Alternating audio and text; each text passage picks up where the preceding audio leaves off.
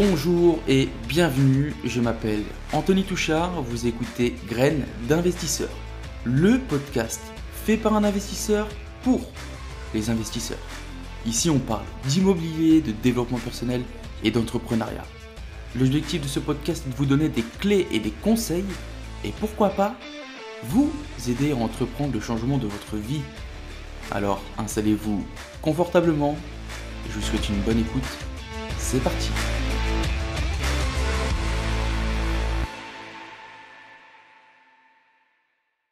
Bonjour et bienvenue tout le monde, bienvenue dans ce tout nouvel épisode du podcast Graines d'investisseurs, c'est Anthony et comme d'habitude c'est toujours un plaisir de vous accueillir pour l'épisode du jour. Les amis, j'espère que vous avez passé une agréable semaine, que vous avez la forme, que vous avez la pêche. Je commence directement par remercier les quelques personnes qui m'ont fait des retours sur l'épisode de la semaine dernière. L'épisode en question était l'interview de Sylvie, la décoratrice d'intérieur.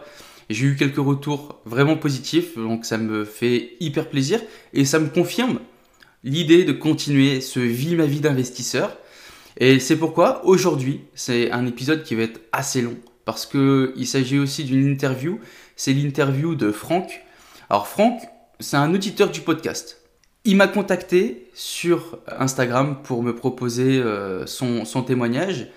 Et c'est une interview assez longue, tout simplement parce que j'ai pas voulu couper, parce qu'il y a vraiment énormément d'informations dans ce témoignage. Franck va nous donner sa vision, ses objectifs, ses difficultés, les difficultés qu'il a rencontrées. Et sincèrement, c'est un témoignage avec plein d'espoir. Donc, installez-vous confortablement et écoutez le témoignage de Franck. Bonjour à toi Franck, merci d'intervenir sur le podcast.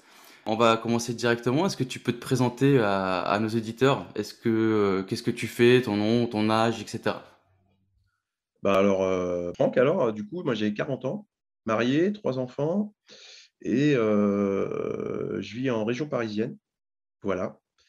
Et je suis investisseur au niveau de la région Bourgogne, on va dire, voilà, et un petit peu en Île-de-France, voilà. Mhm. Ok. Franck, c'est Pardon, excuse-moi, je suis professeur de PS parce que tu m'as demandé ce que je fais dans la vie, donc professeur de sport.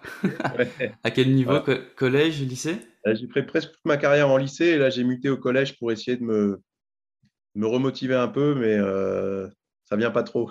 Bah, écoute. Franck, toi, tu m'avais contacté. En fait, tu es un auditeur du podcast et tu m'avais Ouais, donné des retours. Je me souviens, j'avais parlé de toi pendant un podcast parce que tu m'avais donné des retours sur l'ANA.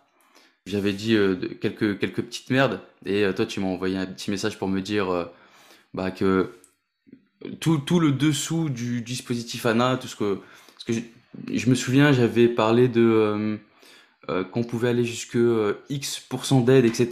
Et puis toi tu m'avais donné l'envers du décor, tu m'avais dit que c'était en rapport avec surtout c'était des classes difficiles et compagnie, c'était pour des immigrés, etc., etc.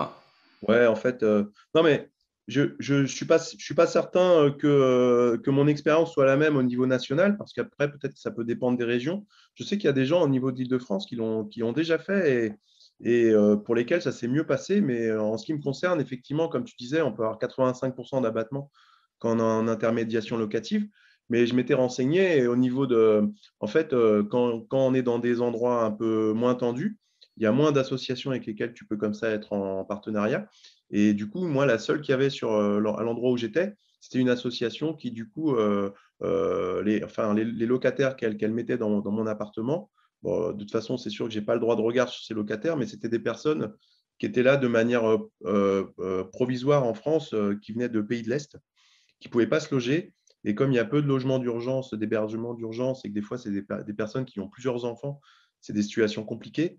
Et c'était des personnes, c'était des personnes avec ce profil qui venaient, qui devaient venir puisque moi j'ai des immeubles, donc dans un des appartements de mon immeuble, et je me voyais mal faire pas cohabiter, mais coexister une famille comme ça avec vraiment tout un tas de choses qui auraient pu intervenir au niveau je sais pas, de nuisances, Mhm. de quoi Ouais, que ce ouais, soit dans totalement. mon immeuble.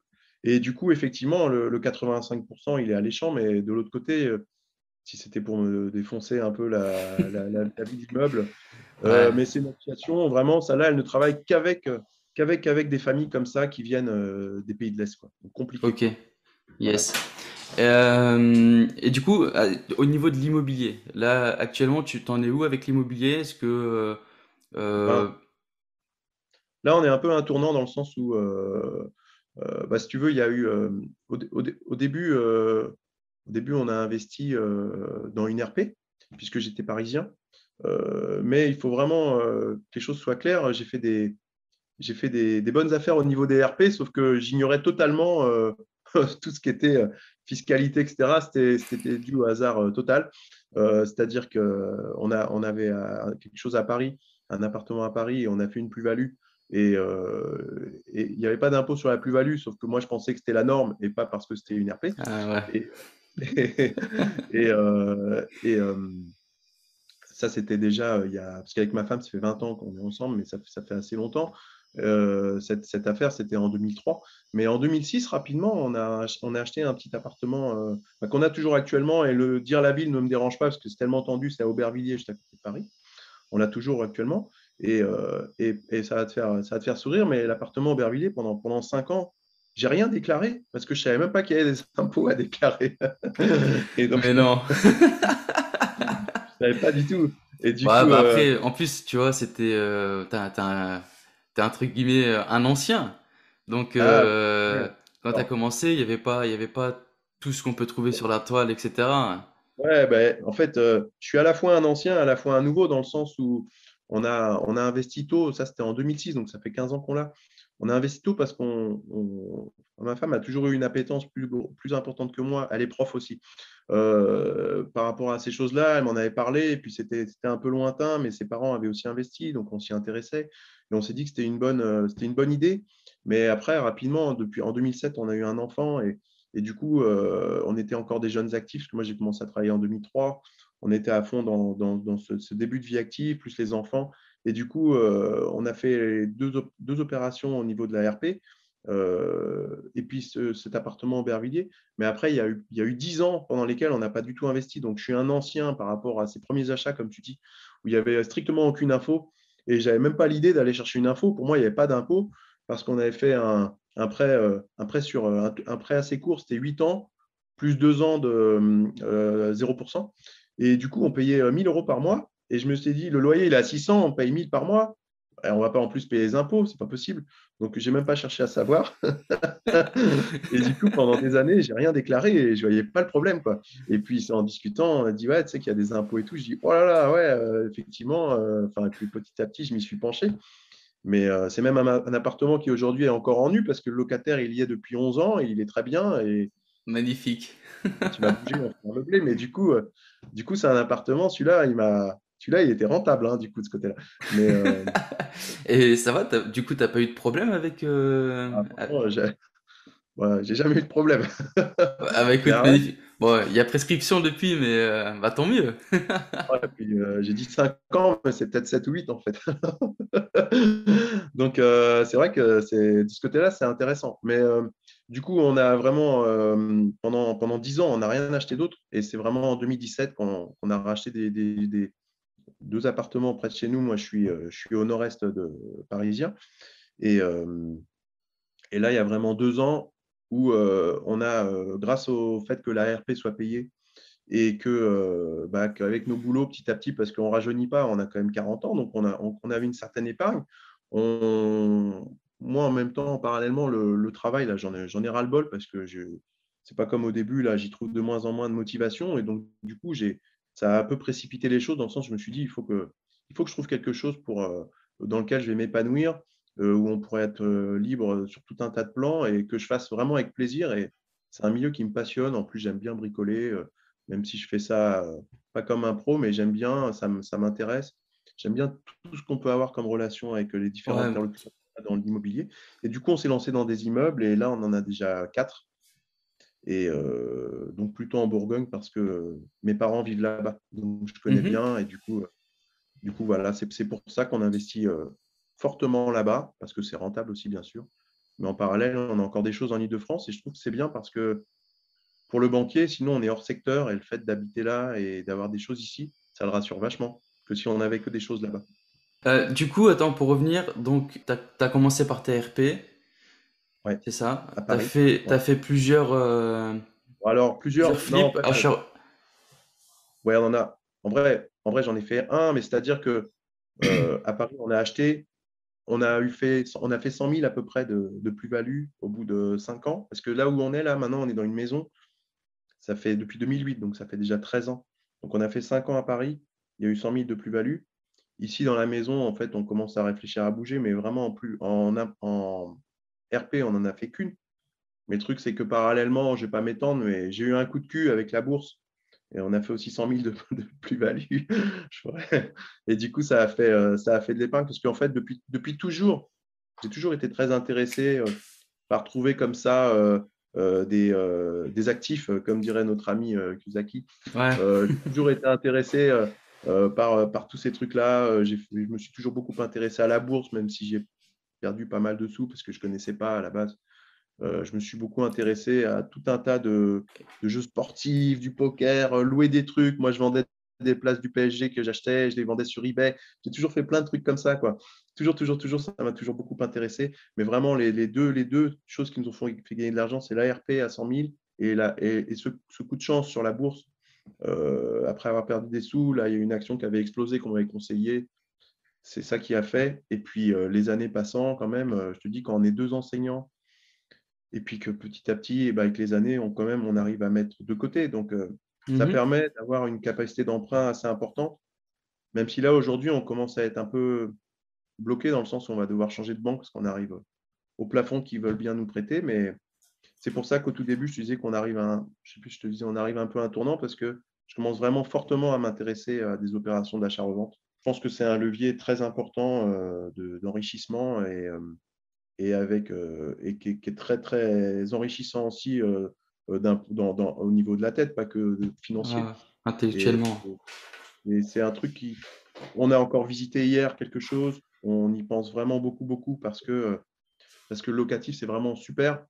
Je pense, là, dans un premier temps, c'est génial parce que ça nous permet de mettre beaucoup d'épargne de côté, parce qu'on a des gros cash flows, mais ça va avec tout son lot ça, c'est pas passif, quoi. Il y a toujours des Ah bah choses. tu prends tout et c'est ça, malheureusement ou heureusement, c'est aussi ça la vérité, hein. C'est pas tout beau tout rose.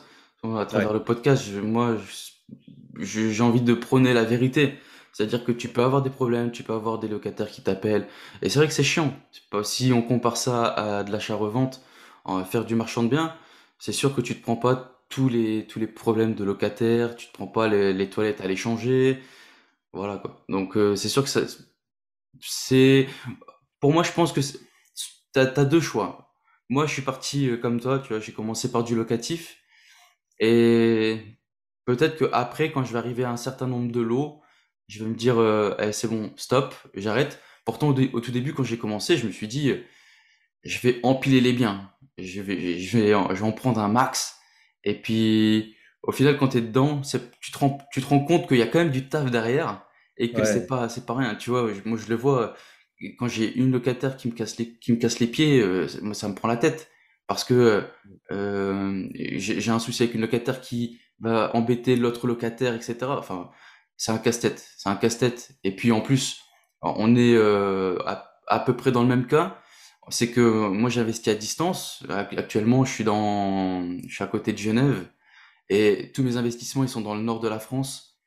Et pour gérer, c'est compliqué, c'est compliqué. Ouais. Contrairement à ce que tu peux voir, les gens te disent oui, investis à 600 km, pas de problème.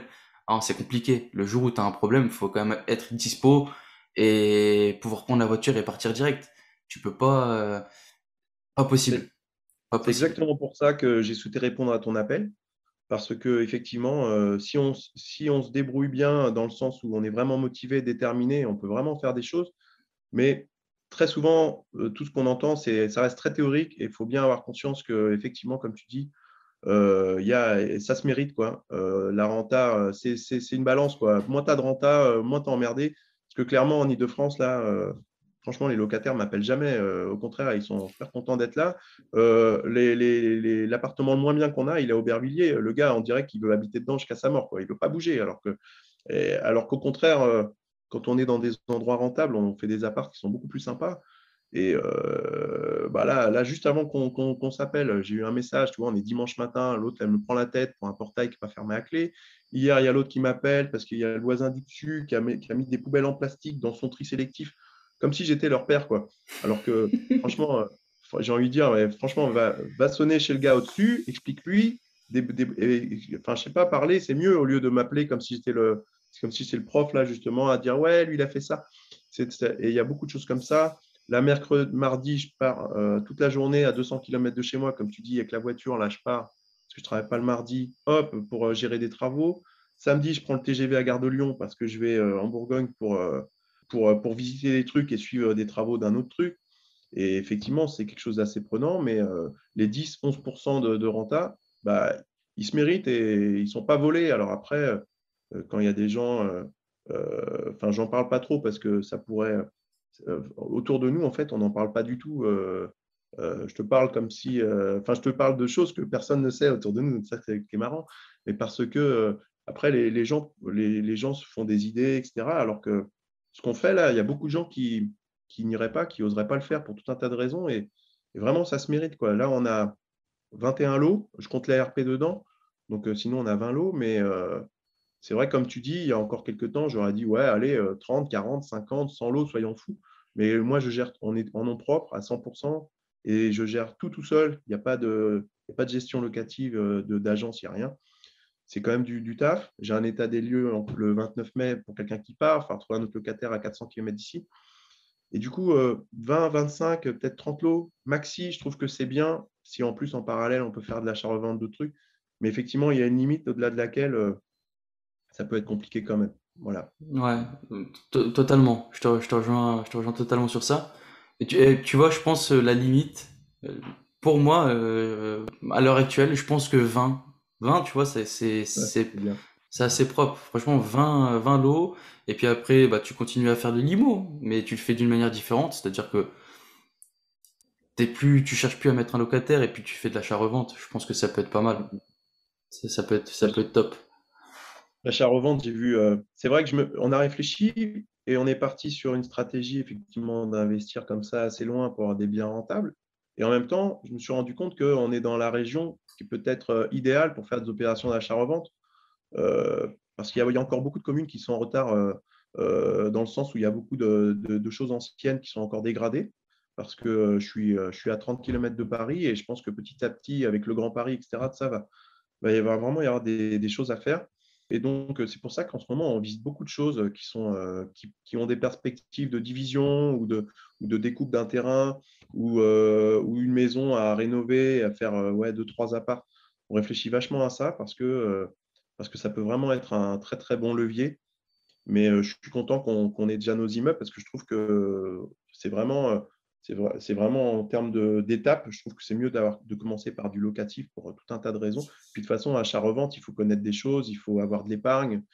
On ne peut pas se lancer comme ça, de toute façon. Ouais, Mais je pense que totalement. c'est vraiment la deuxième étape pour nous. Voilà. Totalement. Tu peux pas, c'est pas quelque chose que tu peux te permettre d'être débutant. Il faut que faut que tes connaissances des termes techniques, etc. Sinon, tu vas te faire manger par tous tes artisans.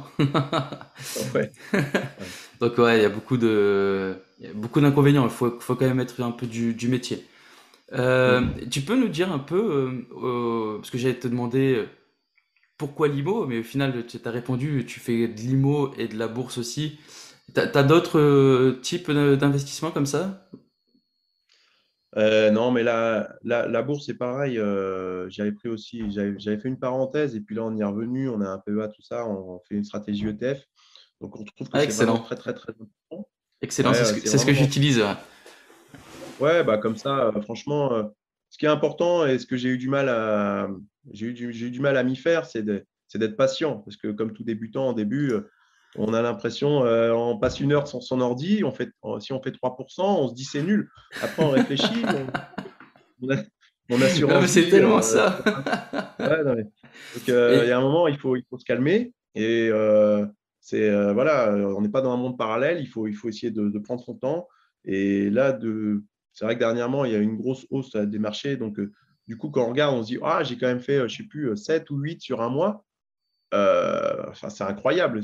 Il faut plutôt se dire que 7 ou 8 sur un mois, c'est incroyable Parce que normalement, c'est sur un an, si quelqu'un arrive à faire 7 ou 8 par an net tous les ans pendant des années, ben, c'est un C'est truc de très très fou. propre, hein. C'est Et dingue. c'est facile à dire en théorie, mais quand tu es sur ton ordi, tu dis, ah, voilà, ça Ah, prend du temps. après, c'est la psychologie, hein. Ouais, totalement. Ouais. Mais sinon, Et, on a. du coup, je reviens sur ce que tu as dit tout à l'heure, mais tu sais, j'étais exactement dans le même cas que toi. Parce que Ouais. au tout début, quand j'ai commencé la bourse, moi aussi j'ai perdu de l'argent, parce que je connaissais rien, parce que en fait, dès que je voyais que ça baissait, bah hop, panique sell, je vendais par la peur, j'ai réinvesti et j'ai perdu pas mal au tout début parce que je me suis pas formé. Et la bourse c'était quelque chose que j'avais mis de côté parce que je m'étais dit c'est de la grosse daube, il y a que les pigeons qui font ça. Et le problème en fait c'est que bah j'accumulais l'épargne de côté entre nous tout était posé sur mon livret A, tu vois, sur livret Mhm. A et puis d'autres livrets.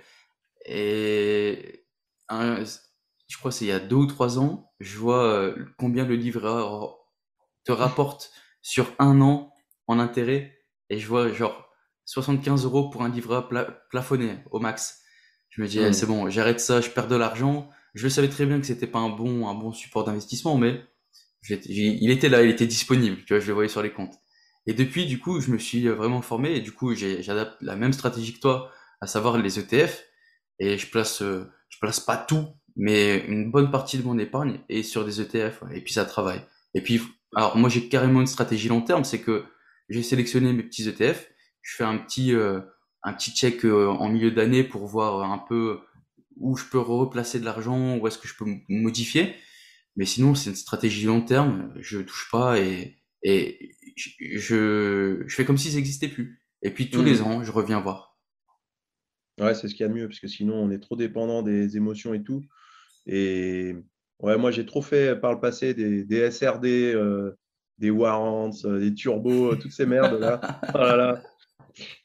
Des, des, des, des toutes petites actions où, en gros, sur la journée, il n'y a que moi qui en avais acheté. Ah ouais, non, Ah, mais c'est ça, mais ça a fait l'expérience, hein.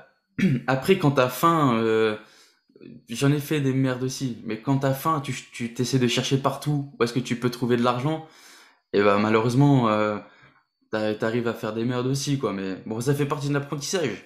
Ça fait partie de Bah ouais, parce l'apprentissage. que ce qui est, d'un côté, je peux me dire, ah, putain, tout ce qui concerne l'IMO, si j'avais fait ça 10 ans avant, mais de l'autre, ce qu'on fait aujourd'hui, c'est aussi une conséquence de tous ces trucs-là, et ça demande une maturité petit à petit qui est plus ou moins rapide chez certains, et il faut être prêt, c'est une question développement, ouais, vraiment développement personnel. C'est toute une période où on peut être prêt par rapport à sa famille, à ses enfants, à son travail, et puis bah, nous, c'est maintenant, et voilà quoi. Du coup, est-ce que tu peux me donner, toi, ta vision que tu as des investissements? Qu'est-ce que toi, tu tires des investissements? C'est quoi ta vision à long terme? De plus travailler, au contraire, de quand même garder un travail et... Non, en tant que prof, là, moi, ça fait 18 ans et j'en ai marre. Voilà. Moi, je suis à temps partiel, je suis à 80% là parce que j'avais besoin de temps aussi pour gérer tout ce qui est un petit peu plus loin. Temps partiel, ça permet, le banquier ne le sait même pas, il s'en est même pas rendu compte que j'étais à temps partiel, donc c'est très bien. Mais du coup ça me permet d'avoir davantage de temps. Et puis, moi, vraiment, clairement, mon objectif, c'est d'arrêter d'être prof complètement dans 2 3 ans maxi. Ma femme, elle souhaite poursuivre pour l'instant, mais ça peut évoluer. Mais du coup, quitter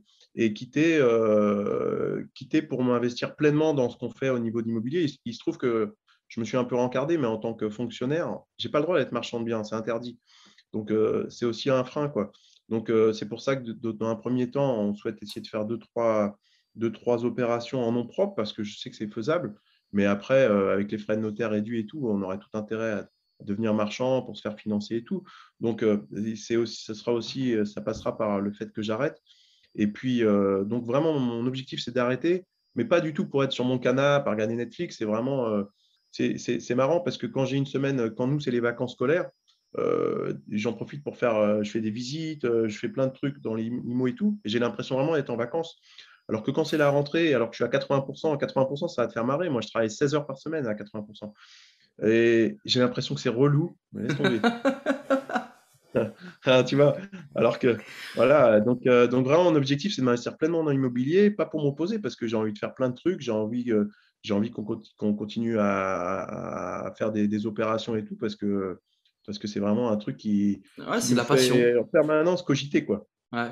C'est un passionné. Ouais, et puis, quand en bahut, on se fait un débat avec les collègues, est-ce qu'on achète des balles de ping-pong ou des volants de badminton, et que j'arrive, je rentre le soir, et que j'ai je sais pas combien de dizaines de milliers d'euros de chantier à gérer, des rendez-vous, des notaires, des machins.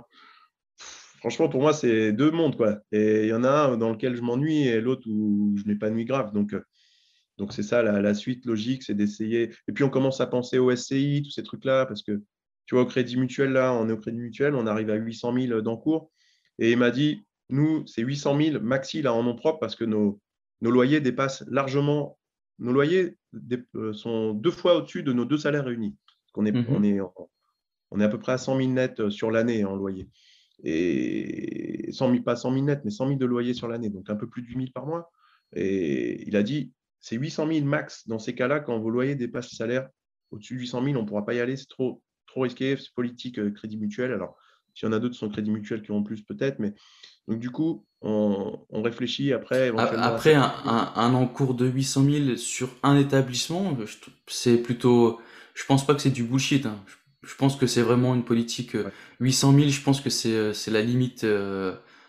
Après, sauf pour Mm, les gros bonnets, je pense qu'il peut avoir, tu vois, il y a toujours ce petit delta. Mais 800 000, mm. ça me paraît déjà dans un établissement bancaire. Franchement, c'est Ouais. propre. C'est propre, Ouais, d'ailleurs. on a 5 prêts en tout. Enfin, je dis 5 prêts. On a 4 immeubles, mais il y en a un cinquième où on est en cours pour le monter. Et du coup, on va être pile à 800 000. En fait, là, on est même à 650. L'immeuble, il vaut 170. Lui, il veut les frais de notaire et tout en plus. Ok. Il m'a dit, non, on ne peut pas aller à plus de 800, donc on pourra vous prêter 150. On sera pile à 800. Et donc, il faudra que vous apportiez 20 000 en plus. Voilà, nous, on va les mettre parce qu'on a de l'épargne, mais du coup, on sera pile à 800. Et du coup, c'est un peu triste parce que le banquier, on a un très bon contact et tout, ça se passe bien. Mais il y a un moment, ben, de toute façon, il comprendra. Si on part, ce sera aussi à cause de ça, parce qu'il se doute bien que quand on a X immeubles, on ne va pas forcément s'arrêter.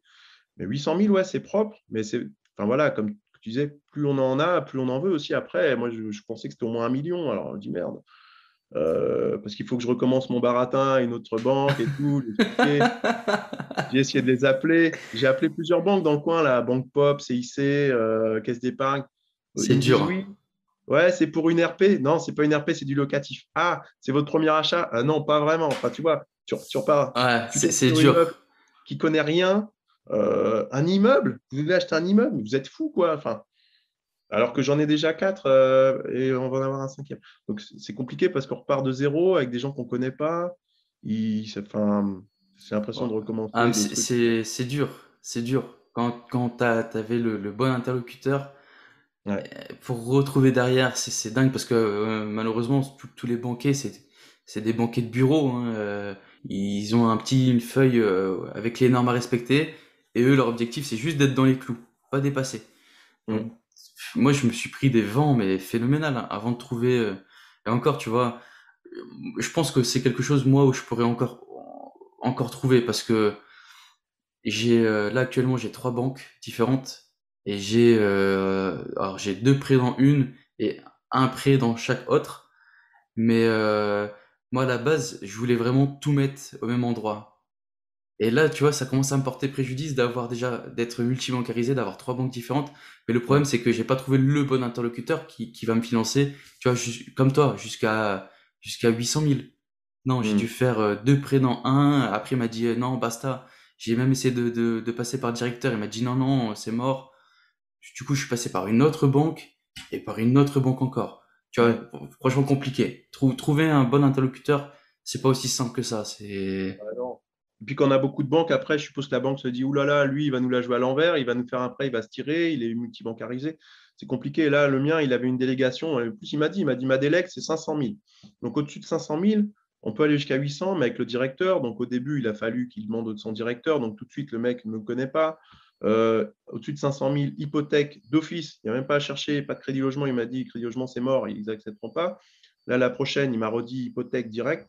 Pourquoi pas, moi, du moment qu'on est financé, c'est convient. Mais c'est vrai que tout de suite, les encours, font que c'est pareil, quand on entend les vidéos en théorie, ils disent oui, oui, si le dossier est bien monté, il n'y a pas de souci. Ouais, il y a un moment, le mec se dit, ouais, donc, dossier bien monté, il y a un moment, je vais pas faire un poème, hein, il voit les sous, dossier bien monté, quoi. On est deux profs, on a, je sais pas combien d'épargne, plus que le nom de l'immeuble, il n'y a pas que ça, quoi. Pour eux, ça présente quand même un risque au bout d'un moment, Ouais, c'est pas si facile, totalement. quoi. Ah, Pas c'est si pas si facile. facile, c'est pas si facile. Non, c'est pour C'est ça que, pas, tu vas au banquier juste parce que t'as fait un beau dossier à 4 avec des belles photos et t'as mis tes chiffres en rouge que tu vas être accepté. Non, malheureusement, ça joue pas, ça, peut-être au ouais, début, quand tu commences, c'est vrai que faire ça, ça te fait paraître pro, mais par contre, à partir d'un certain moment, t'as beau présenter un dossier qui sent la rose, non, c'est plus ça qui va faire la diff, hein. bah ouais. Hmm. Bon, en plus, Crédit Mutuel, ce qui est bien, c'est il y a différentiel, mais ils prennent 100% des loyers. Donc ça, c'est intéressant, mais il y a pas mal d'agences qui ne le font plus. Et là, pourtant, nous, on est à 25% endettement, donc normalement, on devrait encore avoir un peu de marge, mais même 25%, quand on a un trop gros encours, c'est compliqué. Et puis, c'est toujours pareil, quand on est à 300 kilomètres, bah, ils ont l'impression que les endroits, il y a plein de politiques qui font qu'on doit être dans le secteur. Pour eux, on doit investir proche de l'établissement bancaire. Ouais, ça, je connais, ouais. Ouais, j'ai appelé des banques là-bas et ils m'ont dit oui, mais il faut habiter là-bas. Alors, du coup, c'est le même problème. Donc, il y a un moment, il va falloir que je magouille quelque part. Il va falloir que je dise que j'habite là-bas ou qu'avec l'hypothèque, que je me débrouille. Enfin, bref. Il y a un moment, c'est con, mais il va falloir qu'on réfléchisse parce Ah, que. mais moi, c'est exactement ça. C'est exactement ça. Alors, je pense que c'est un problème qui est rencontré par tous ceux qui investissent à distance, mais moi, on va prendre le LCL. J'ai démarché le LCL dans ma ville, dans le nord, là où je voulais acheter. Ils m'ont dit, oui, mais non, c'est pour ici, mais vous êtes pas ici fiscalement, vous êtes dans un autre département et vous habitez là-bas, donc nous on finance pas. Il faut directement prendre contact avec là-bas. Je prends contact avec le LCL d'où j'habite. Le mec il me dit ah non c'est interrégion, on ne fait pas, etc. etc. Bref, c'est un gros bordel. C'est un gros bordel. Ouais, c'est. Et en parallèle, ce qui est marrant, c'est que j'ai deux, trois groupes sur Facebook que je suis, là, les trucs d'investisseurs. Et j'ai discuté du coup avec il y a pas mal de banquiers, des jeunes, des fois, des mecs qui viennent de rentrer dans une agence bancaire. Et ils m'ont contacté et ils m'ont dit, ouais, je recherche des investisseurs et tout.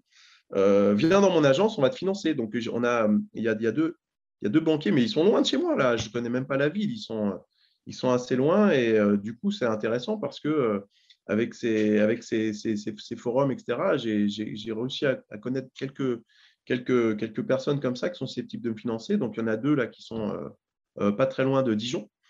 Et donc, ils m'ont dit, le jour où vous êtes vraiment bloqué et tout, venez, parce que comme il débute, il a besoin d'essayer d'avoir des prêts, de trouver des Mhm. nouveaux clients. Et du coup, de ce que je vois, moi, je trouve ça hyper compliqué parce qu'il y a des politiques d'agents différents, d'un directeur d'agence à l'autre. Ça peut changer même au sein d'un même établissement bancaire. Et puis lui, il me dit des choses que eux ils financent, que l'agence qui est à côté de chez moi ne finance pas.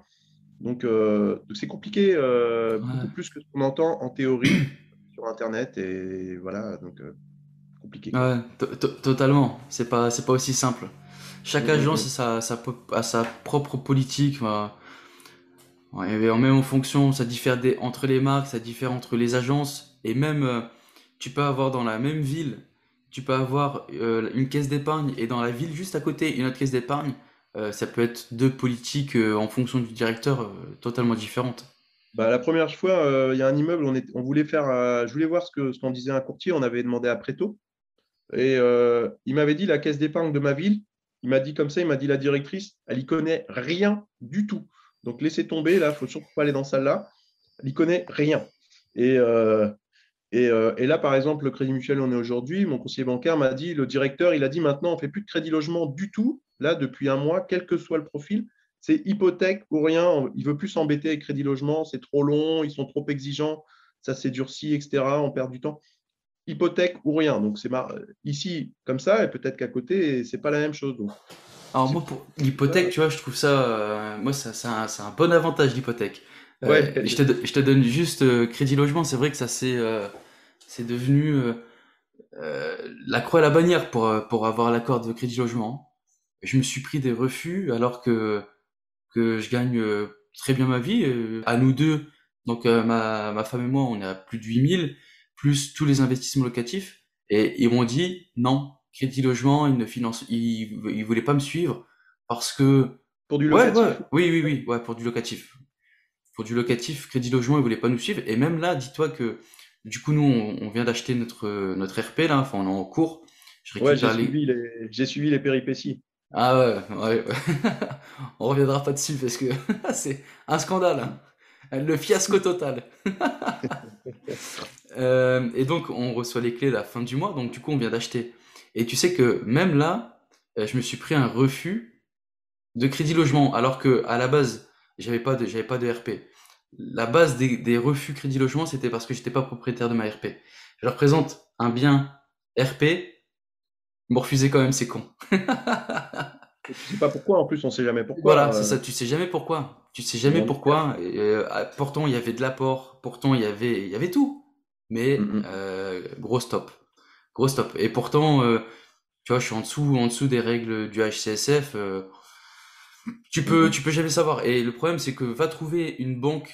Là, ça va, franchement, t'as trouvé une pépite, hein, mais va trouver une banque qui accepte de passer hors crédit logement, qui souhaite passer en hypothèque directement. C'est compliqué. Bah, surtout qu'on ne nous connaît pas. Parce que moi, l'hypothèque, c'est maintenant qu'ils nous connaissent. Parce que sinon, pour eux, c'est relou hein, de faire à quelqu'un qu'ils ne connaissent pas, franchement. Et il Ah, m'a dit c'est que compliqué. dès le moment où c'est du locatif, apparemment, et qu'il y a des travaux, bah, Crédit Logement refuse, en fait. Enfin, il faut que ce soit nous qui apportions tous les travaux. Si eux doivent les financer, le Crédit Logement, d'après lui, refuse quasiment à tous les coups. Donc, il m'a dit, il faut lui présenter, Crédit Logement, il faudrait présenter un dossier vraiment sans travaux pour que ça ait des chances de passer. Je lui ai dit, paradoxalement, en tant qu'investisseur, c'est compliqué d'investir dans un bien sans travaux. Totalement. Totalement, c'est complètement con d'investir sans travaux. Donc, ouais, c'est compliqué. Donc, il faut que les gens qui veulent investir persévèrent et soient patients et n'hésitent pas à multiplier vraiment les tentatives auprès de pas mal de banques. Il ne faut pas se décourager, mais il faut intégrer que c'est compliqué quand même, quoi. Franck, on revient un petit peu sur ton parcours. T'as commencé par ta RP, c'est ça? Ouais. Ok. Là maintenant, tu m'as dit t'es au cinquième immeuble, du coup. Ouais, le cinquième, il est en cours. Il est en cours. Donc justement, tu te focuses uniquement sur les immeubles? Ah ouais, alors pour moi, alors franchement, pour nous, les copros, là, c'est bon. Non, mais franchement, en plus, franchement, on peut pas faire mieux les choses. Tu vois, il y a un appart qu'on a près de chez nous. Il y a huit, il y a huit appartements dans la copro. Là, il y a quatre niveaux, deux apparts. Il y avait l'AG là avant-hier. C'était à 19h. J'ai vu que j'étais à la bourre. J'ai écrit c'est un syndic bénévole. Je lui ai écrit, je lui ai dit, ouais, je vais avoir 5 minutes de retard et tout. C'est bien chez toi. Elle me dit oui. Je dis mince, je vais être en retard. J'arrive. On était que tous les deux quoi. Franchement, c'est pas abusé. Les gens viennent pas et tout à la copro, alors que les gens, ils habitent dedans. En plus, nous, on est bailleurs, mais il y a plein de gens qui habitent dans l'immeuble. Ils peuvent même pas descendre trois étages ou un étage même. Après, il y a une autre dame qui est arrivée, donc on était 3 sur 8. Et, les, les- et puis, franchement, tu vois, j'ai pris du temps. Il y a plein de choses là. Il y a des travaux pour une façade arrière, etc. Il y a des choses qu'il faut que. Il y a toujours des choses à gérer, à négocier, etc. avec tout le monde. Alors que dans un immeuble, on est tellement plus peinard. Là, dans cet endroit, dans cet appartement, nous, on a le dernier étage. Et puis, naïvement, j'ai souhaité qu'on aille voir un peu la toiture et la charpente pour voir un peu l'état, parce que je n'étais jamais allé monter. Et moi, évidemment, j'aimerais bien aménager le grenier quoi, pour faire au-dessus de l'appart. Et ça a l'air faisable. Quoi. Donc, ça me plaît bien cette idée-là. Donc, moi, je n'ai pas perdu. J'ai pas fait l'AG pour rien parce qu'il y a une dame qui a été chercher un escabeau à la cave et tout, donc c'était marrant. J'ai pris des photos, tout ça.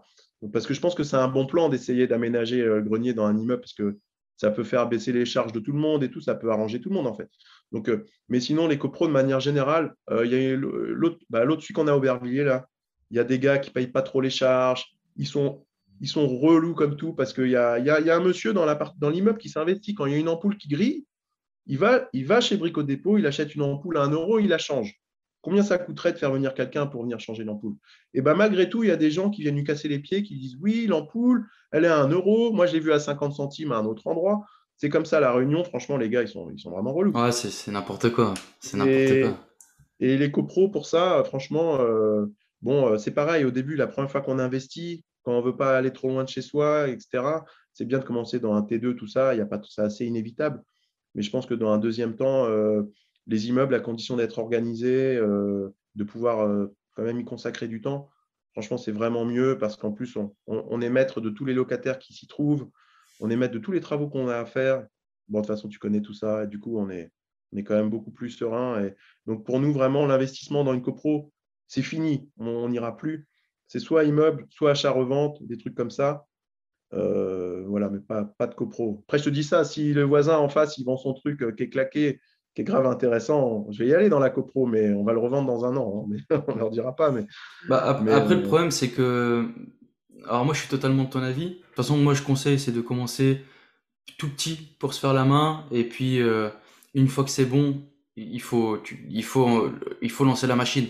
Et t'es obligé de passer par les immeubles. Mais pour commencer, je conseille de commencer petit. Vaut mieux. Les gens qui conseillent directement de partir sur de l'immeuble, alors c'est pas faux en soi, hein, c'est pas faux, mais tu prends quand même un petit peu plus de risques. Moi, je hum, serais quand même d'avis de rester sur voilà, un petit T2, petit studio en fonction de la ville en question. Et une fois que t'as compris le rouage, bam, t'enchaînes avec des immeubles et puis tu lances la machine vraiment, tu vois.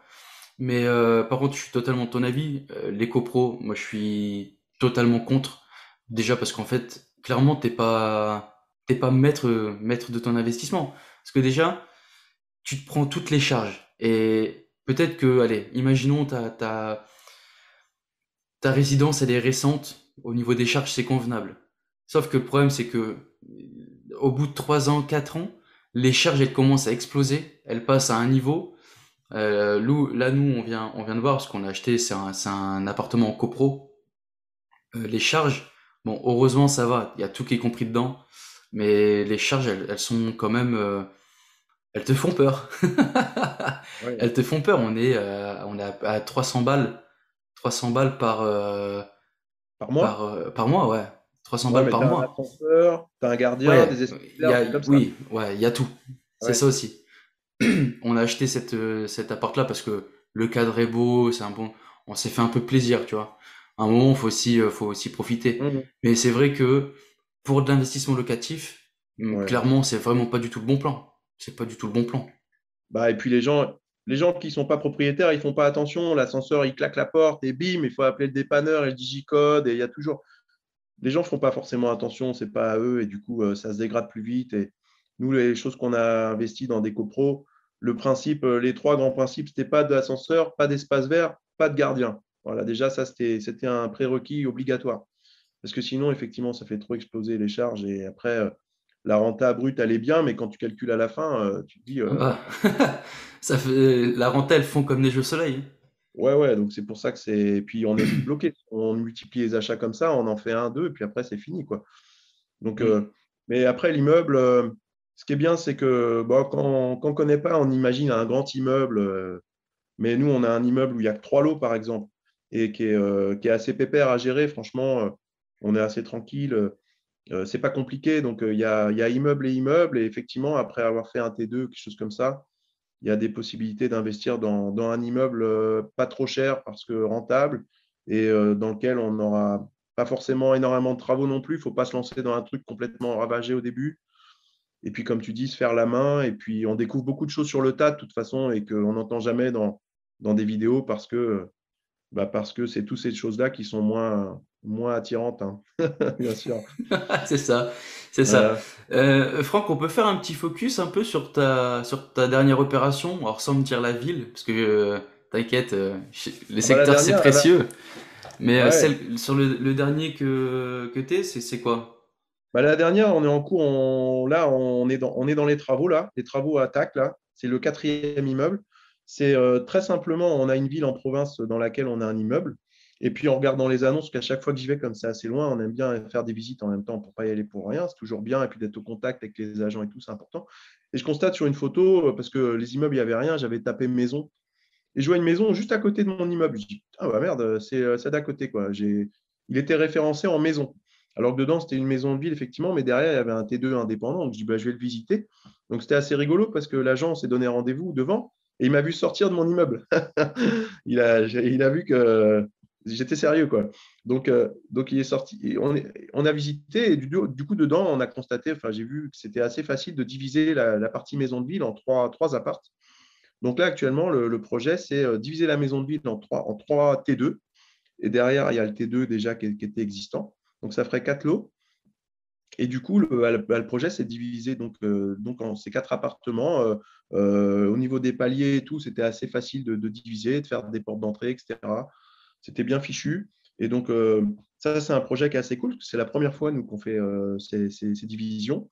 C'est un endroit qui est soumis à l'accord des ABF, Architectes Bâtiments de France, donc il a fallu faire les dossiers et tout. Donc, on a appris des nouvelles choses, comment diviser, etc., avec l'urbanisme, etc., les déclarations préalables. C'était intéressant.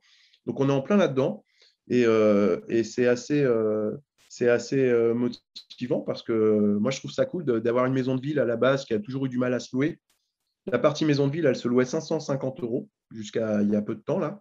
Et derrière, le T2 se louait 250, c'est-à-dire s'il était pas franchement 40 mètres carrés. Et nous, là, avec les 4, on pense être à 1500 par mois, donc entre 350 et 400 par appart sur les 4. Donc, on passerait d'un rapport aujourd'hui où ils étaient à 800 par mois avec enfin, franchement, c'est une maison de ville, c'est relou en plus à entretenir et tout, c'est grand, à 1500 sur les 4 apparts. Donc, ça peut être assez cool. Et le projet, pour tout dire, on a acheté cette maison 76 000, frais d'agence inclus. Elle était à l'origine en vente à 100 000. Après, ils l'ont mise à 88 FAI. Et ce qui est bien, moi, j'aime bien passer par agence parce que l'agent nous a dit quelles étaient a priori les possibilités de négocier. Il y avait déjà eu un refus de prêt à 80. Et donc, du coup, bah, nous, on a proposé 75. Et ils ont fait une petite contre-offre, ils ont gagné 1 000 euros quoi, à 76. Donc, pour 76 000, là, on part sur 55 000 de travaux. Donc, on sera à 130 avec les frais de notaire et la garantie, on va dire 140. Donc, un achat tout compris à 140 000 pour 18 000 de loyer annuel prévu. Donc c'est assez sympa. Bah là, c'est pour ça que j'y passe ma journée mardi, là, parce que je vais faire un point, je vais avoir un plombier, l'électricien, l'artisan, je vais me faire livrer les fenêtres, etc. Et donc voilà le projet. Donc assez Ok. cool. Et Ouais. Ça a l'air d'être pendant pas 2 ans, mal. ouais, ouais, c'est sympa. C'est Ouais. cool. Je trouve ça beaucoup plus sympa en plus que d'avoir un truc clé en main, en fait. Parce que là, on construit vraiment un truc, quoi. Et je me dis qu'il y a des gens actuels, parce que c'est ABF, mais il y a beaucoup d'immeubles qui sont vraiment dégradés, quoi. Il y a des fois, je fais des visites, je dis aux vendeurs, plutôt à l'agent, parce que c'est délicat de dire aux particuliers, je dis franchement, même gratuit, ça ne vaut pas le coup avec les travaux. Parce que comme c'est peu cher à l'achat, ben, on rajoute les travaux, on va être plus cher que le marché. Je dis, c'est triste, mais même gratuit, je ne le veux pas. Alors qu'il est à 50, 60 000, donc c'est dingue. Et il y a beaucoup d'immeubles comme ça, et je trouve ça assez sympa d'avoir un immeuble aujourd'hui. Pour le coup, celui-là, il est vraiment en bon état en plus, parce que ça avait tout refait à neuf il y a 15 ans. Mais dans la configuration, maison de ville était, donc toute l'électricité est nickel et tout. C'est pour ça que 55 000 de travaux, ça ne paraît pas énorme pour 4 apparts, mais il y a vraiment beaucoup de choses qui sont bien. Et je trouve ça assez sympa qu'aujourd'hui, personne ne puisse y vivre finalement, et que dans 3, 4 mois, il y ait 4 lots, Quatre je trouve ça familles, cool. ouais. Ouais. Ouais, alors, j'espère pas des familles dans mes T2. Officiellement, ce sera une personne, peut-être deux, ou alors une personne et un chat, ça me convient bien. Voilà, à la Ça rigueur. marche. Ça marche. Voilà. Au niveau au niveau du choix fiscal, t'es comment? T'as une partie meublée, une partie nue, de ce que j'ai compris? Ah, T'es toujours en on nom a, propre? ouais, on est tout en nom propre. Déjà, on n'avait pas besoin de s'associer et en plus, on serait bien embêté pour savoir à qui s'associer pour l'instant. Donc, on y réfléchit, enfin, on y réfléchit. On sait que si on doit continuer, peut-être on devra passer par là parce qu'à un moment, c'est compliqué, mais bon, tout en nom propre. Et on a trouvé bon, déjà en Ile-de-France, là, le bien qu'on a à Aubervilliers, j'ai dit au monsieur parce que l'année prochaine, ça fera 12 ans, donc on arrivera au bout des 3 ans, là, je lui ai dit que j'allais le vendre. Alors, entre nous, c'est pas vrai, je ne vais pas le vendre, mais j'ai dit que j'allais le vendre pour qu'il parte et que je puisse le rénover et qu'on fasse un meublé. Parce qu'à Aubervilliers, on se fait défoncer sinon par les impôts. Et l'autre qu'on a, qui est près de chez nous, on l'a passé en meublé l'année dernière. Mais sinon, dans nos immeubles, on trouve que c'est bien, on a trouvé un bon compromis d'essayer de. Enfin, c'est pas essayer ce qu'on a fait. On a un meublé dans chaque immeuble. ce qui fait que on peut déduire tous les frais liés au déplacement, le barème carburant, tout un tas de choses. Et puis, il n'y a pas la distinction déductible, non déductible dans le meublé. Tout est Mhm. déductible. Donc, du coup, ça permet à chaque fois qu'on y va de faire de la charge pour ce meublé, parce qu'on a toujours une bricole qu'on pourrait justifier pour le meublé. Et donc, du coup, ça permet de déduire pas mal de charges au niveau du meublé, même quand j'y vais au nom de l'immeuble. Donc, c'est un biais qui est pas mal. Et du coup, bien, pour l'instant, on a 5 meublés. Et là, dans le nouvel immeuble qui est en travaux, là, qui est en travaux, on va faire 3 meublés devant la maison de ville. Ça va être 3 meublés, donc on sera à 8. On sera toujours LMNP. Donc, on est tranquille, on surveille ça parce que LMP, je ne m'y suis pas encore trop penché. Et puis, il y en a un donc, qui est en cours, le cinquième là, qui est en cours. Celui-là, on est au tout début du compromis. Comme il est dans une ville où on a déjà un immeuble, ça devrait être que du nu. Parce que pour tout te dire, comme tu me demandes fiscalement, on a 3 enfants. Et 3 enfants, notre TMI, c'est 11%. Donc, ce n'est pas comme si on était étranglé non plus. Donc, avec les prélèvements sociaux, on est à 27,2, 28,2. Donc, ça va. Parce qu'on a du déficit foncier, parce que j'ai fait beaucoup de travaux dans d'autres immeubles. On a des déficits. Là, cette année, on est à moins 10 700. On a encore pas mal de déficit qui est reportable l'année prochaine. Donc, de ce côté-là, on est bien. Mais si on passe à 30, on arbitrera ou on devra vendre des choses. Mais pour l'instant, d'un point de vue fiscal, on est bien, on ne paye pas d'impôts. Voilà. Bah, ça va, c'est cool. T'as une bonne vision. Alors, parce qu'en vrai, euh, ça, c'est trop peu pris en compte, je trouve. La vision à long terme. Tu peux te dire, ok, bah, je vais faire, clairement, je suis dans ce cas-là parce que, moi, j'ai investi et en fait, là, je suis le cul entre deux chaises parce que j'ai, mon revenu salarié qui est, on va dire 40 000. Et j'ai mon LMNP qui a genre 39 000. Ah Du ouais. coup, en fait, je suis entre deux chaises. Parce que concrètement, juste avec tout le cash flow qui est sorti et compagnie, je pourrais arrêter de travailler. Après, c'est un choix, j'ai pas envie d'arrêter parce que c'est un métier que j'aime bien. Mais de l'autre côté, au moindre rachat supplémentaire que je fasse en nom propre, bah, je suis cuit. Donc, là, je suis en train de regarder, parce que moi, je paye pas mal d'impôts, donc, je suis en train de regarder pour aller faire du nu, pour faire du déficit foncier. Et deuxièmement, on est en train d'ouvrir une autre SCI avec ma conjointe pour continuer à investir, parce que, comme ça me permet de capitaliser dans la SCI, etc., etc. Mais, cette vision à long terme, elle est importante parce que si tu fais pas attention, tu peux te manger les dents très très vite. Les impôts, Mm. ça rigole pas. Si tu fais pas attention, t'as pas une vision ne serait-ce que 5 ans. Il faut avoir la petite Mm. vision à 5 ans quand même, c'est important. Et ça va, toi, t'es plutôt pas mal là sur ça. Bah, il y a quand même un gros gap entre la TMI à 11 et celle à 30, quoi, parce que payer 28,2, franchement, OK, mais 47,2, il n'y a pas moyen. Tu enlèves toutes tes charges et tout, tu te fais défoncer de 47,2, Ah, ça sert à c'est du rien. vol. C'est Alors, du vol, carrément. ouais, ouais, non, mais c'est pour ça, c'est pas possible. Donc, il faut vraiment y réfléchir et c'est vraiment important de prendre ça en compte, hein, clairement. Mhm. Totalement. Donc, faut pas, sur ça, franchement, faut pas hésiter à se faire accompagner. Mm. Déjà, toi, te former un minimum à savoir, vraiment connaître de quoi tu parles, etc., mais aussi te faire accompagner par un comptable ou quelqu'un qui est expert dans ce domaine, quoi. Franck, est-ce que tu peux me dire un échec pour toi que t'as vécu à travers l'IMO? Ouais, franchement, on a plein de petits échecs, si tu veux, puisqu'évidemment, il y a plein de petites bêtises, des petites choses, mais ça forge aussi l'expérience. Il y a beaucoup de choses qui font que, comme on disait, tout n'est pas rose. Et bon, et on n'a pas connu de gros échecs, on n'a jamais perdu d'argent au niveau immobilier. On a même vendu notre premier appart là, il y a quelques mois. C'était cool, parce que c'était la première fois qu'on vendait un appart, donc on a payé de l'impôt sur la plus-value, et tout, mais c'était cool. Mais du coup, on n'a pas connu d'échecs, mais il y a des choses qu'on aurait pu mieux faire avec l'expérience.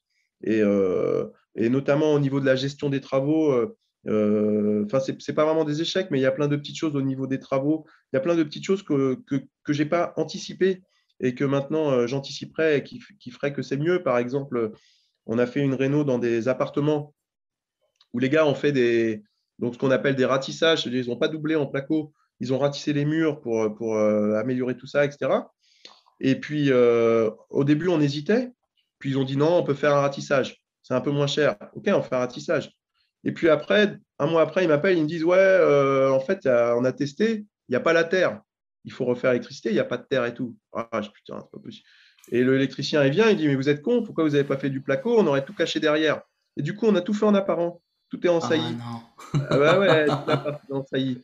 Alors, je me suis bien amusé, tout en saillie. Après, il a fallu que je fasse, parce qu'il y a des choses que je fais un peu pour réduire des coûts. Donc, j'ai fait plusieurs stages, entre guillemets, là-bas pour bricoler. Donc, je fais 7 heures du matin à 23 heures.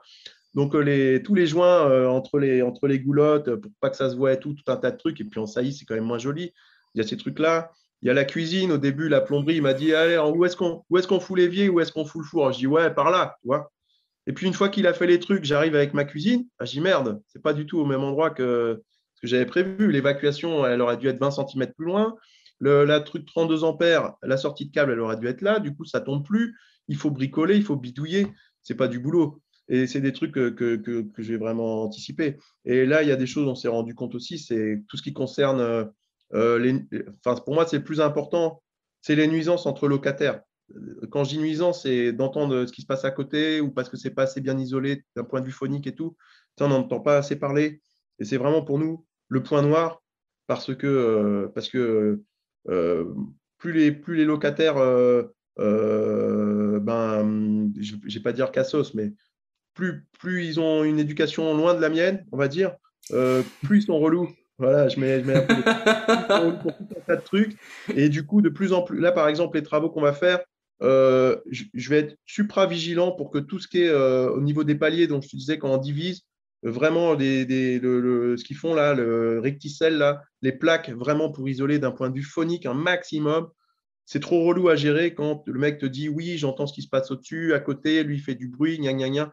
Franchement, ça me saoule parce qu'ils appellent régulièrement pour des trucs comme ça. C'est relou. Donc, il n'y a pas que le loyer à récupérer. Moi, j'ai envie d'être tranquille aussi et que les gens soient bien. Donc, ça, c'est important à intégrer. Voilà. Et puis après, voilà, pour tout te dire, c'est ce qui aurait pu se révéler une grosse erreur pour nous. Finalement, on s'en est bien sorti. Mais il y a un immeuble qu'on a dans lequel il y a une famille qui squattait quand on a acheté, sauf qu'on ne savait pas. Parce que moi, j'ai visité l'appartement et j'ai même dormi plusieurs fois dans l'immeuble avant qu'on l'achète pour voir un peu les bruits et tout. J'aime bien. Alors moi, je dors comme ça par terre. Hein. L'appart, il est défoncé. Moi, je viens avec mon tapis de sol, je dors là et au moins, je vois un peu. Et puis, ça allait. Et j'ai visité cet appartement et les gens ne parlaient pas bien français, tu vois. Et l'agent, qui pour de vrai n'était pas au courant de cette situation parce que c'est un mensonge du vendeur, me dit oui, les gens ne parlent pas bien français, tout ça, vous inquiétez pas. J'ai eu le vendeur au téléphone, il m'a dit les gens font semblant de ne pas comprendre, mais ils comprennent très bien et tout, ils parlent bien en fait. Donc j'ai visité l'appartement, bon, qui était en mauvais état, je le savais, mais j'avais intégré ces créneaux. Et donc je signe et tout, etc. Et une heure après avoir signé chez le notaire, donc à 400 bornes d'ici, les gens viennent me voir et ils m'annoncent en gros que bah, ils ont 5 enfants ou 6, je ne sais même plus, 6 enfants, je ne savais même pas. Donc ils étaient 8. L'appart fait 45 mètres carrés. Ils sont de, j'allais dire Serbie, Monténégro, je ne sais même plus le pays, quelque chose qui n'est pas dans l'Union européenne. Ils sont sans papier, ils sont clandestins. Et le vendeur, en fait, il percevait la CAF par une magouille d'un autre gars, un prête-nom, il touchait la CAF d'un côté, mais du coup, enfin, il n'y avait rien de réglo, ils touchaient le loyer comme ça depuis longtemps. Eux, ils étaient là en mode clandestin et tout ça, j'ai découvert quand on a signé. Tout quand on a signé. Putain, quelle galère. Ouah. Et, vraiment relou, relou, relou. J'ai dû remuer ciel et terre et tout. On s'est rendu compte qu'ils avaient, depuis 3 ans, ils étaient là. Ils payaient ni électricité, ni gaz, ni eau, et on leur avait pas coupé aucun des trois. C'est beau, franchement. Et les voisins étaient tous surpris. Ils ne savaient même pas qu'ils ne payaient pas. En bas, j'ai un local commercial, une pizzeria. Le gars ne savait même pas.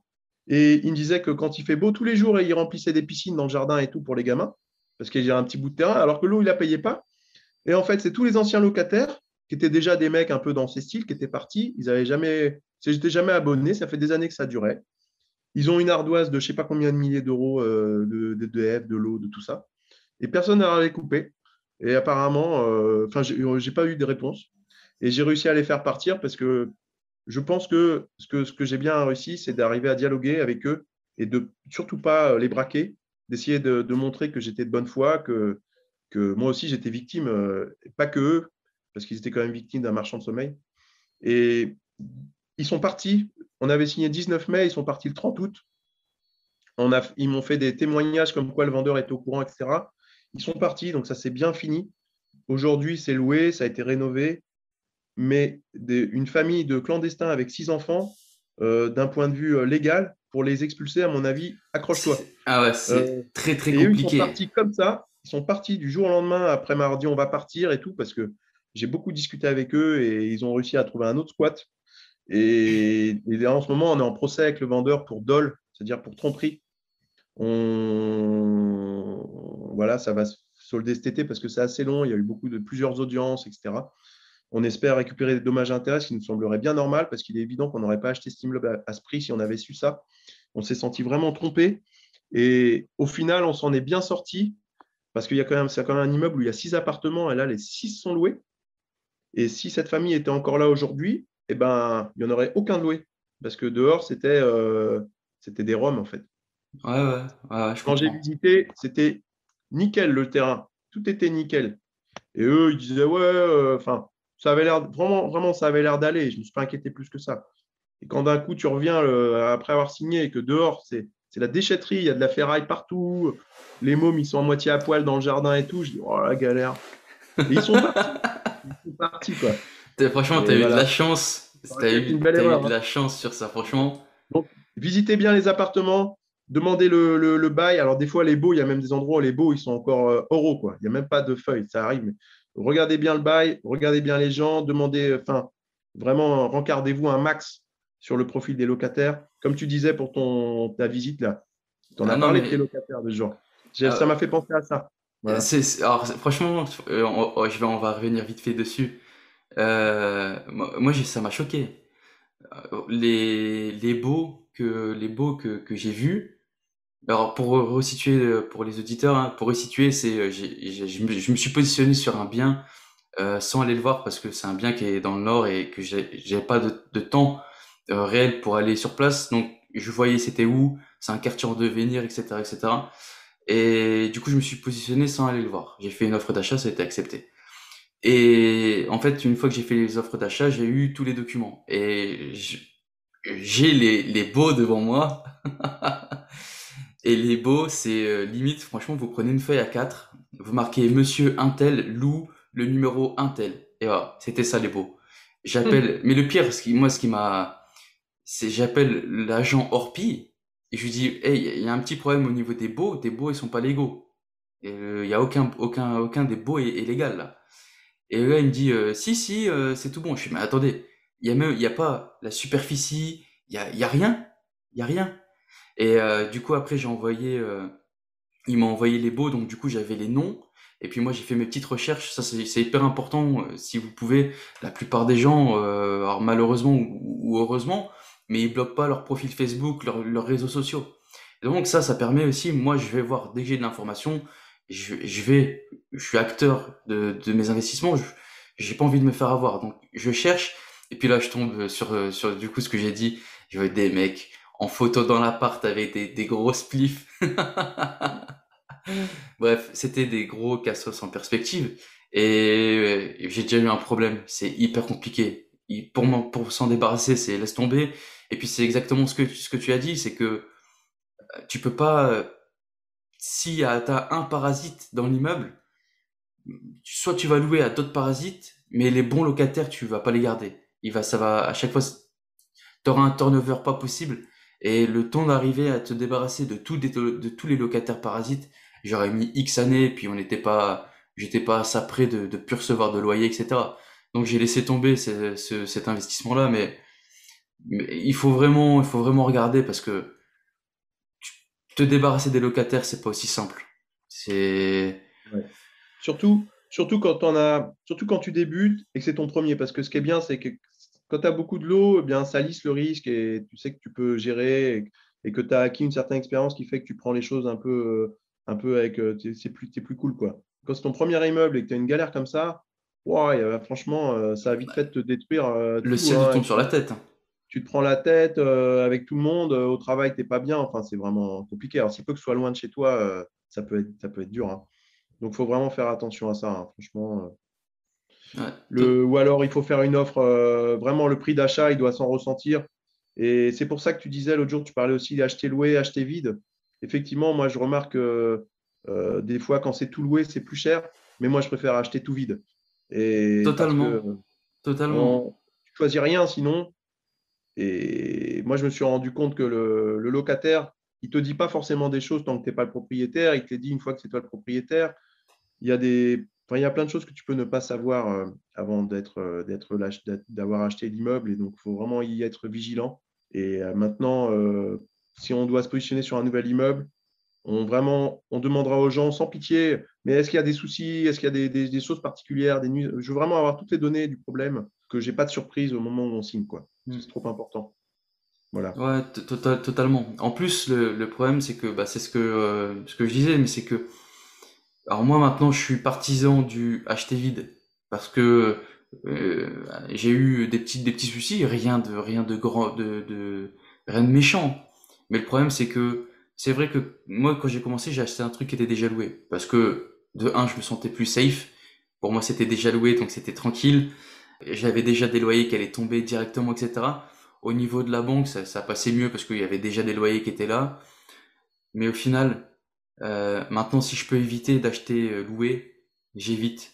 Maintenant, si Mm. j'ai une bonne affaire, etc., bah oui, je vais me positionner comme j'ai fait là pour cette opération-là. Mais si, moi, un conseil, c'est acheter vide. Acheter vide, Mm. comme ça, vous pouvez mettre en place, vous pouvez mettre un truc propre, direct. Comme ça, vous devez pas assumer toutes les erreurs qui ont été faites auparavant, le choix des locataires merdiques, des locataires qui ont été mis comme ça, sans vraiment checker, etc. Donc, moi, je conseille. Maintenant, j'essaye, c'est de partir sur du logement vide. Comme ça, Mm. on remet tout en place directement. Ouais, et Et puis du, surtout, des fois, tu vois, il y a une annonce, le gars te dit tout est loué. OK, tout est loué, pas de travaux, du coup, tout est loué. Mais en fait, les appartements, ils ne sont pas du tout comme toi, tu entends un appartement rénové.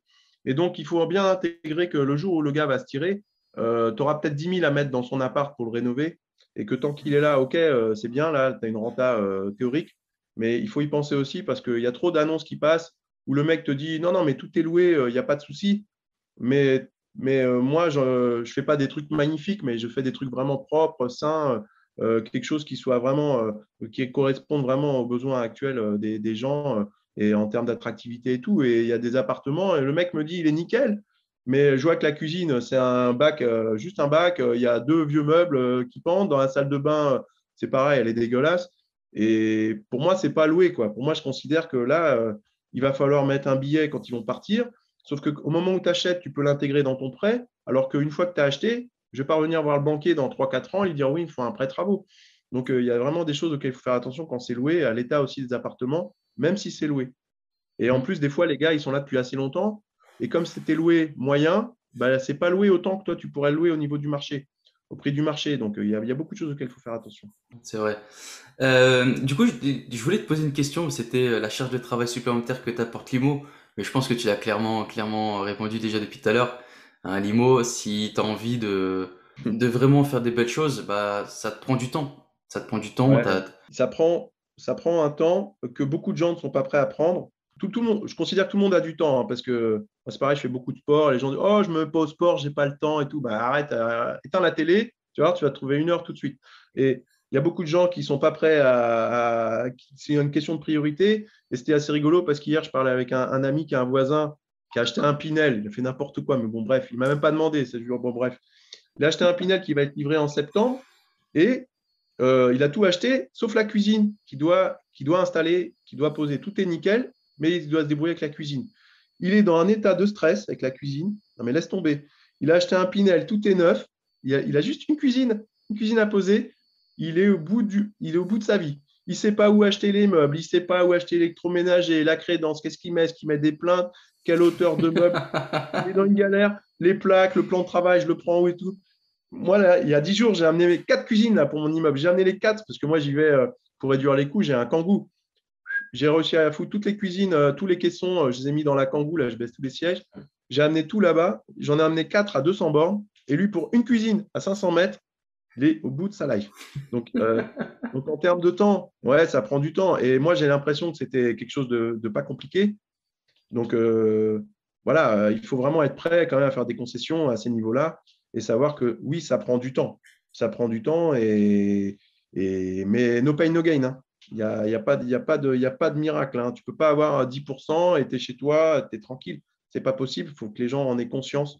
Et que si vraiment ils ne sont pas prêts à ça, eh bien, qu'ils achètent quelque chose de moins rentable près de chez eux. Mais ce sera moins rentable. Ils ne pourront pas multiplier. Il y a pas de miracle, en fait. Il n'y a pas de miracle. C'est ça, y a pas de miracle, hein.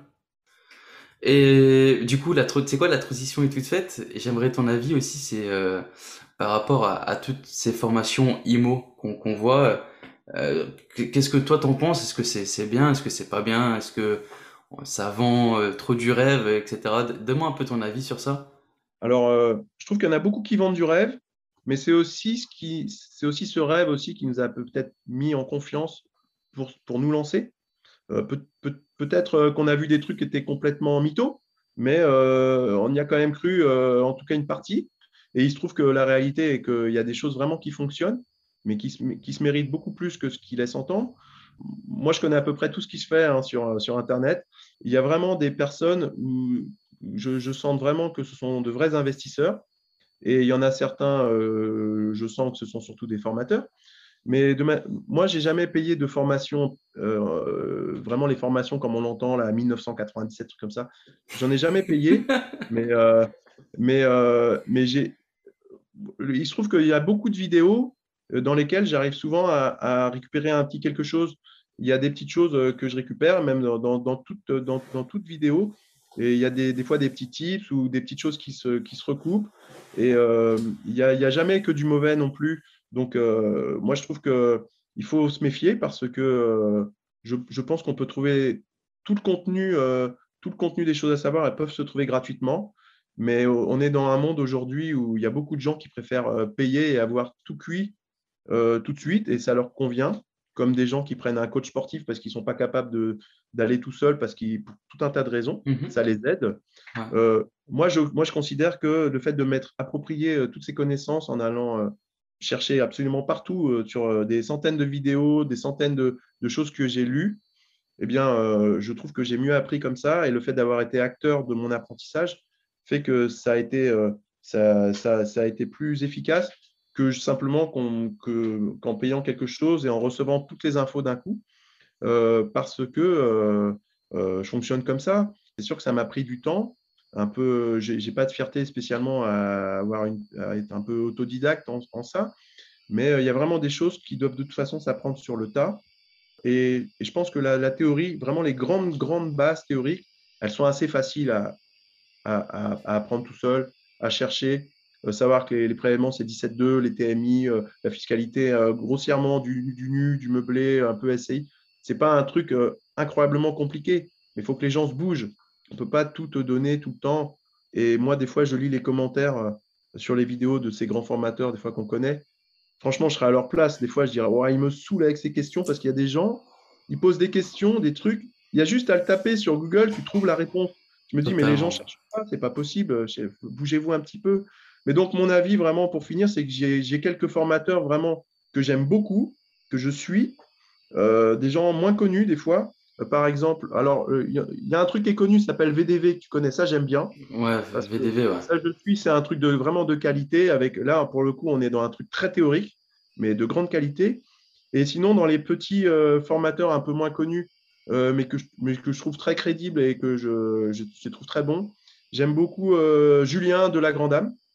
Le gars, il fait ses vidéos, il est au milieu d'un champ. On le regarde, on dit, mais c'est quoi ce mec-là? C'est sûr que c'est pas Darwin, Ouais, mais, si.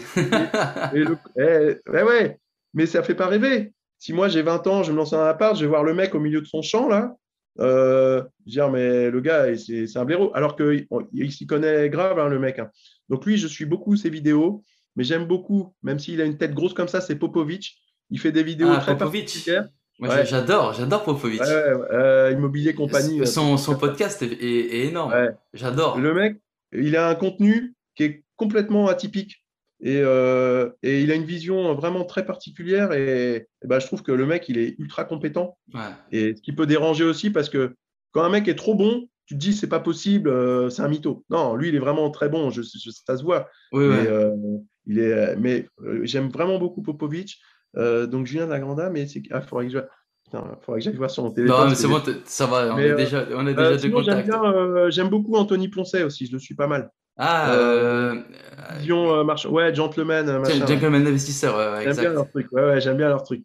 Et voilà. Et puis, mais voilà, c'est vraiment des gens Bah, que ça sonne le vrai, tu vois, c'est ça le truc, vrai. ça sonne le vrai.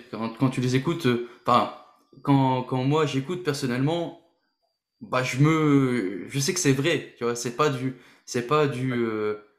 Complètement. c'est pas une vidéo YouTube avec un titre, Jeanne, 17 appartements, 6 Ouais, mois, je tu vois. vois. C'est Ouais, ça, c'est pas. ça sonne le vrai, voilà. C'est pas, C'est le terrain, c'est pas, c'est le retour terrain. c'est pas avant Gaine, quoi. Ouais. Bon, après, Tu dis- Ouais. après, je suis pas là pour faire de la politique Non, ou non. aucun jugement sur ça, mais les mecs sont, tu vois, tout ça, moi, je suis quand même content qu'il y ait eu parce que ça a quand même démocratisé l'investissement immobilier. Ça l'a fait connaître. Avec, bien sûr, il y a eu des dérives, il y a eu des abus, mais dans le fond, ça a fait gagner pas mal d'argent à beaucoup de personnes, tu vois. Alors entre-temps, il y en a certaines qui se sont bien enrichies, c'est vrai, mais alors moi j'ai jamais pris de formation, j'ai pris une fois une formation, c'était une formation vraiment quand j'ai commencé au tout début, c'était une formation de Cédric Anissette quand il y avait que lui sur le marché et c'est une formation que je me suis fait rembourser en plus parce que j'ai rien appris, mais genre au bout de 3 semaines, j'avais toujours rien appris de plus que ce que je savais déjà et c'était ça s'est fait rembourser et du coup je me suis fait rembourser, mais tu vois ça a permis ça a ouvert l'investissement immobilier à beaucoup de monde. Alors que et j'étais dedans, pour moi, il fallait être riche pour investir dans l'immobilier. Et pourtant, quand j'ai commencé au McDo avec un salaire de 800 balles. Hmm. Donc, il y a eu des dérives, certes. Après, au final, le fond. Alors moi, je suis pas trop pour les formations. Hein, chacun fait son truc. Il y en a certains qui ont besoin et d'autres qui ont pas besoin. Il y en a certains qui sont sur le format école où ils ont besoin d'apprendre des leçons par cœur et pour tout réciter. Mais l'immobilier, c'est pas ça. T'as besoin Hmm. d'avoir des bases. Si tu as besoin de formation, ben vas-y, prends. Mais si t'es débrouillard, l'information, comme tu l'as dit, tu peux la retrouver partout sur Internet. Elle est disponible à travers des podcasts, à travers des livres, à travers des vidéos YouTube. Tu peux avoir beaucoup de contenu gratuitement. Donc, t'as Et, pas nécessairement besoin de payer une formation. Mais par contre, c'est vrai clairement. que la formation, ça a donné quand même, ça a ouvert l'investissement immobilier à beaucoup de monde. Hmm. Et puis, il faut reconnaître qu'à l'image des petites erreurs dont je te parlais, payer une formation à 500 ou 1000 euros, alors que tu vas avoir des conseils, des fois qui te permettent d'économiser vraiment des milliers d'euros pour pas faire une bêtise, faut reconnaître que tu peux vite être gagnant largement, quoi. Ah oui, mais Et totalement, hein. si toi, tu donnes un conseil à un mec pour négocier et que grâce à ton conseil, il a gagné 10 000 sur sa négo, bah, c'est pas honteux qu'il t'ait pas payé 500 euros, hein, franchement. C'est gagnant-gagnant. Tu m'étonnes.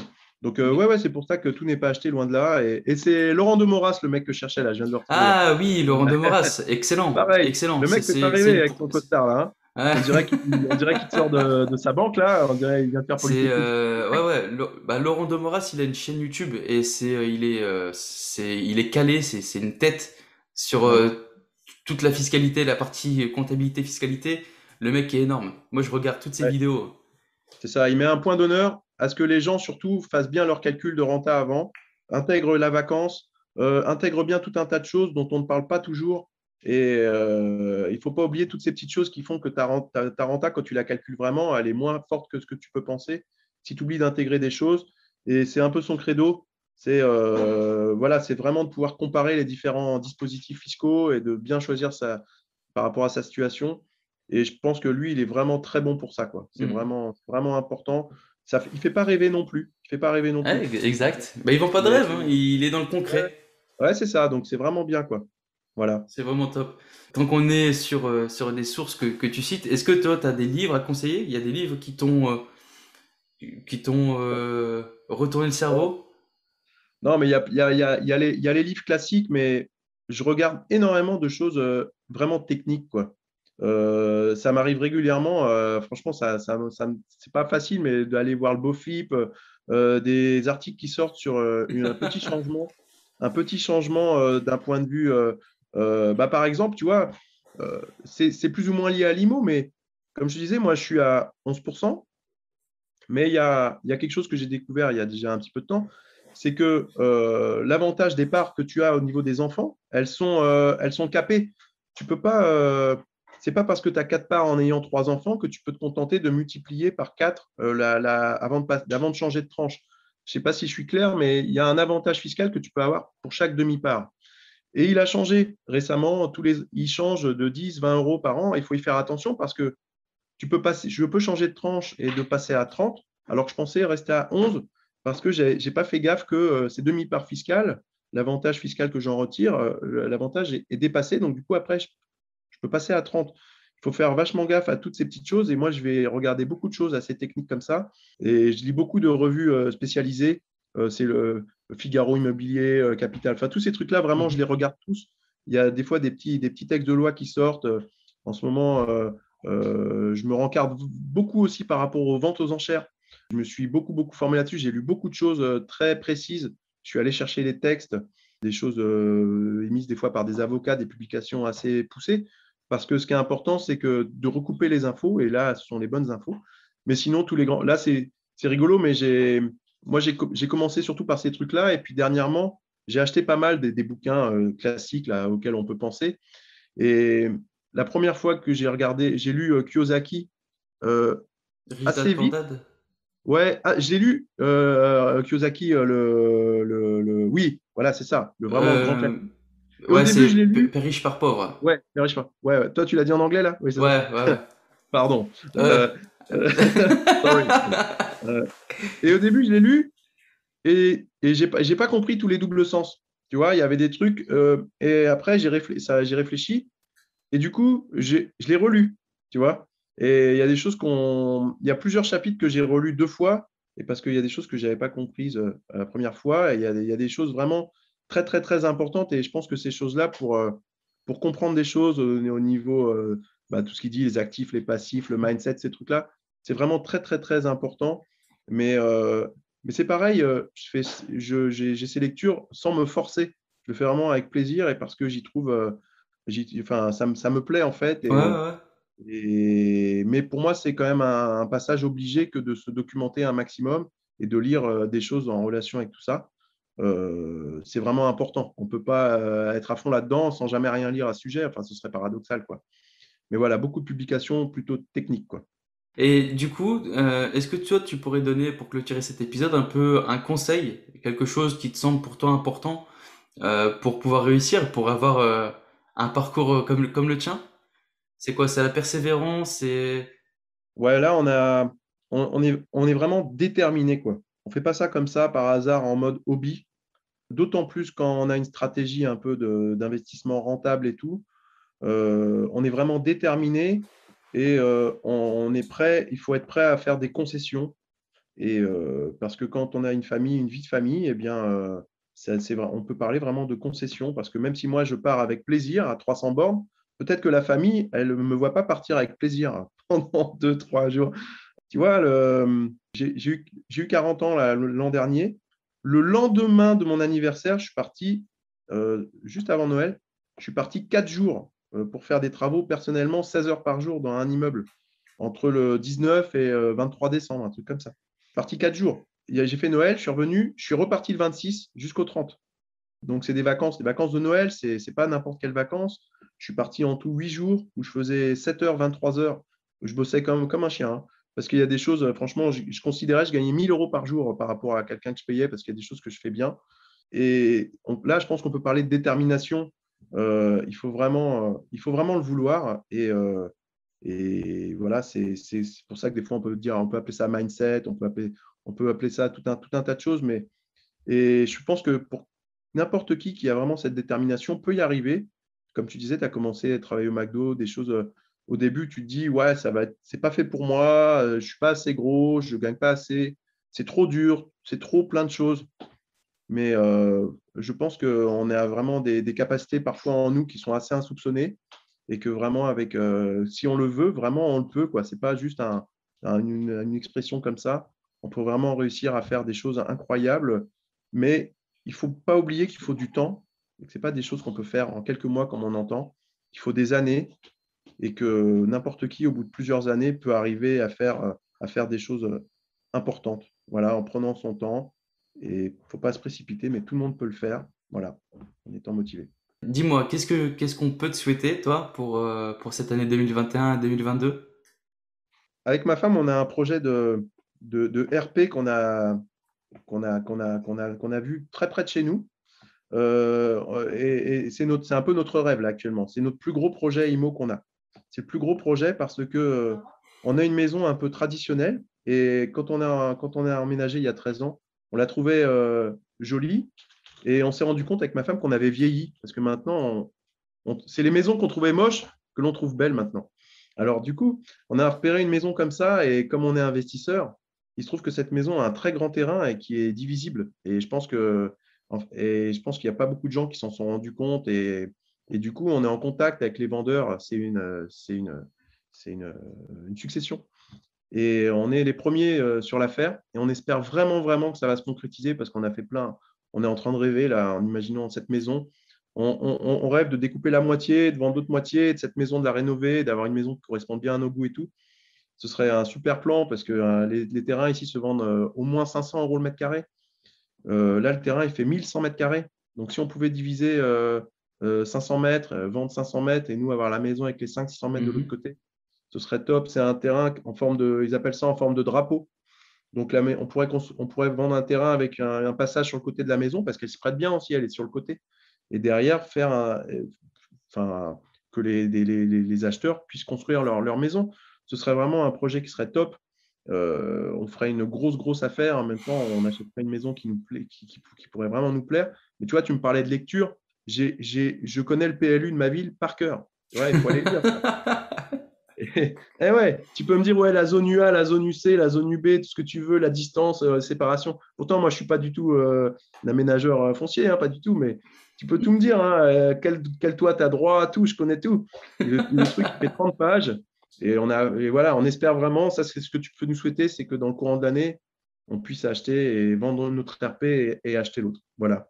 Bah écoute, c'est tout ce que je te souhaite, vraiment. Bah en tout Voilà. cas, Franck, merci beaucoup. L'interview a été vraiment enrichissante. Ça m'a fait vraiment plaisir. Merci beaucoup, je vous souhaite plein de bonnes choses, plein de réussite dans tout ce que vous entreprenez, toi et ta femme du coup. Et écoute, je te dis à très bientôt. Ouais, merci beaucoup, Anthony. Bah, moi, je continuerai à te suivre comme toujours. Et puis, de temps en temps, on va t'envoyer des petits messages parce que c'est toujours intéressant d'avoir le point de vue d'un autre investisseur parce qu'on apprend aussi beaucoup comme ça au contact de quelqu'un qui est aussi investisseur et on voit les choses des fois différemment et des fois, on a tendance à avoir des idées arrêtées sur certaines manières de faire et d'échanger avec quelqu'un qui peut faire un peu autrement. Et bah, ça permet de voir les choses différemment et de progresser aussi. Donc, je suivrai toujours avec plaisir. Voilà. Merci beaucoup Franck. Merci. Allez, ciao ciao. Voilà les amis, on se retrouve pour cette fin d'épisode. J'espère que c'est un épisode qui vous aura plu. En tout cas, moi j'ai pris vraiment beaucoup de plaisir à le faire avec Franck. Alors je vais revenir un peu sur 2-3 choses que Franck a dit qui me semblaient pertinentes.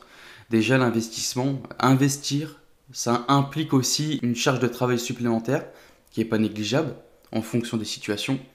Que si il n'y a pas de difficulté, tu n'auras pas de résultat. Tu peux investir, comme il nous l'a clairement dit, hein, sur Paris, il a des investissements où il a zéro problème. Par contre, il fait des rentabilités moindres. A contrario, il investit ailleurs, dans un secteur à cash flow. Effectivement, il a beaucoup plus de résultats, mais par contre, il a les problèmes qui vont avec. Et également, il nous dit qu'investir à distance, c'est pas si simple. Et ça, je vous l'ai déjà dit, c'est pas aussi simple que ce qu'on peut voir sur certaines vidéos YouTube, etc. Investir à distance, ça demande des sacrifices, ça demande du temps, ça demande une organisation sans faille. Donc, c'était important de le noter. Je pense que on peut faire aussi de belles choses avec l'immobilier. Et Franck en est clairement la preuve. Prof de sport, il a fait des bons choix, des choix stratégiques, des choix intelligents, comme revendre avec une grosse plus-value, qui lui a permis aussi de, je pense, lancer la machine. Donc voilà, c'est un témoignage vrai et qui décrit bien pour moi la vie d'investisseur. Voilà les amis, je vous retiens pas plus après un si long épisode. Donc je vous souhaite plein de bonnes choses et je vous dis à la semaine prochaine. Ciao ciao ciao.